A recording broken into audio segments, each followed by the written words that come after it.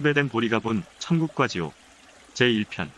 하늘나라에는 서로 다른 계층의 천국이 3단계로 구성되어 있다고 하였다. 제일 윗부분이 내적 천국, 중간에는 중간적 천국, 맨 아랫부분에는 외적 천국이 있다고 한다. 이 같은 세 천국의 구조는 인체의 구조와 비슷하게 머리, 몸통, 다리로 이해하면 되겠다. 주님으로부터 나오는 신성도 이와 똑같은 순서대로 흘러내려가는 것이다. 우리 인간의 정신과 의식 분야에 속하는 우리 내면도 이렇게 3층의 구조로 이루어져 있다. 즉 외부, 중부, 내부로 되어 있다. 사람을 지으실 때 사람의 전체 형상을 신적 질서가 지배하는 형상으로 만드셨기 때문에 우리 인간 또한 내면으로는 천국과 연결되어 있다. 그래서 사후에 인간은 이승에서 신적인 선과 진리를 얼마만큼 받아들이느냐에 따라 내적, 중간, 외적 천국으로 분류되어 각 층의 천사들과 합류하게 된다. 가장 내적 천국, 즉 깊숙이 들어있는 천국에서 받아들이는 주님의 신성을 천적이라 부르며 따라서 그곳의 천사들을 천적 천사들이라 부른다. 그리고 중간 천국에서 받아들이는 주님의 신성을 영적이라 부르며 그곳의 천사들을 영적 천사들이라고 부른다. 가장 바깥쪽 외적 천국에서 받는 주님의 신성을 자연적이라 한다. 그러나 천국의 자연적은 지상의 자연성과 다르다. 왜냐하면 그 안에는 천적인 것과 영적인 것이 들어있기 때문에 이 1층 천은 영적 자연적, 천적 자연적 천국이라 부른다. 물론 그 안에 천사들도 분류되어 영적 자연적 천사와 천적 자연적 천사로 분류된다.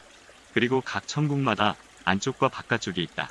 안쪽에 있는 천사들을 내적 천사, 바깥쪽에 있는 천사를 외적 천사라 부른다. 천국마다 있는 안쪽과 바깥쪽의 관계는 인간의 의지와 사고력의 관계와 같다. 안쪽은 의지, 바깥쪽은 사고력에 해당한다. 즉 모든 의지에는 반드시 사고 능력이 따르며 둘은 한 쌍인 것이다. 의지는 불꽃에, 사고력은 거기에서 나오는 빛에 비유할 수 있다. 우리가 분명히 알아야 할 것은 인간이 사후에 각자 영혼들이 어느 단계에 속하게 되는가는 전적으로 인간 각자의 내면에 달려있다라는 것이다. 즉 각자의 인간 영혼들의 내면이 주님을 향해 활짝 열려 있을수록 해당 영혼은 더 내적인 천국에 있는 것이다. 각 천사와 영과 사람의 내면에는 3단계가 있다. 3단계가 열린 사람은 내적 천국에 있다. 둘째 단계가 열린 사람은 중간 천국에 있고 첫째 단계만 열린 사람은 가장 외적 천국에 있다. 이 단계들은 신적인 선과 진리를 받아들이는 정도에 따라서 각자에 맞게 열린다.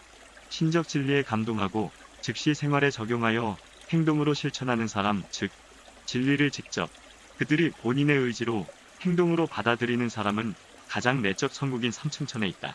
그 안에서도 진리에 대한 애정으로 선을 받아들이는 정도에 따라 자리가 정해진다.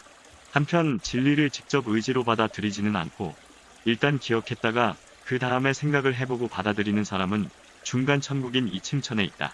그리고 도덕적으로 살았고 신적 존재를 믿었지만 진리를 배우는데 별로 관심이 없었던 사람들은 가장 외적 천국인 1층 천에 있다. 이상으로 사람의 내면 상태가 천국을 이룬다는 것과 천국은 사람 안에 있는 것이지 밖에 있는 것이 아니라는 것을 확실히 알 수 있었을 것이다. 성경에 누가복음 17장 20절과 21절에 이런 구절이 있다. 하나님의 나라는 볼 수 있게 임하는 것이 아니요 여기 있다 저기 있다고도 못하리니 하나님의 나라는 너희 안에 있으리라.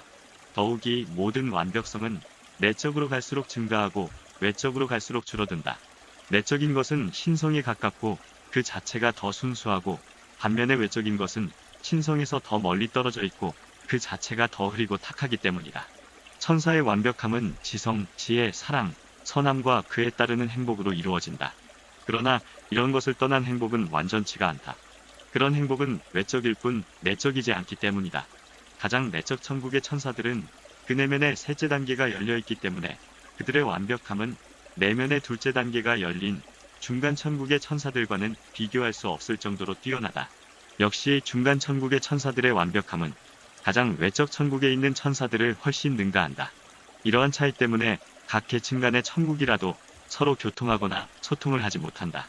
누군가 만일 낮은 천국에서 그 윗단계의 천국으로 올라가면 즉시 범민을 느껴 심히 괴로워하며 거기 있는 사람들을 볼 수도 없고 대화는 더욱 불가능하다.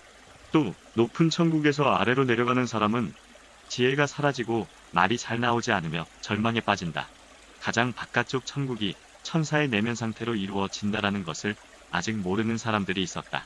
그들의 생각으로는 한 단계 더 높은 천국으로 들어가기만 하면 더 많은 행복을 누리는 줄 착각하고 있다.